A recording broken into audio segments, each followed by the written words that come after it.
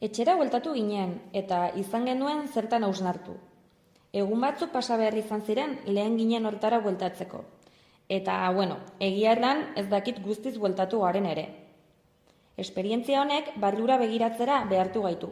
Errealitatea bertze begi batzuekin ikustera. Besarkada batekin hartu gintuzten eta malkoekin agurtu ginen. Ikusi dugu eguneroko keinu txikiek balio handia izan dezaketela besteengan, eta hezkuntza keinu horien parte izan daitekela. Irakasleon erronka ez da soilik ikasleak lan mundurako prestatzea, baizik eta etorkizuneko gizartea eraikitzen lagunduko duten pertsonak heztea ere. Gaur egungo lan merkatuaren erronken aurrean, hezkuntzak ez luke egokitzapenerako tresna hutsa izan behar, eraldaketarako bidea baizik. Horregatik, ezinbestekoa da ikasleen gaitasun teknikoak ez ezik, pentsamendu kritikoa, konpromiso soziala eta gizartean modu positiboan eragiteko ahalmena ere garatzea.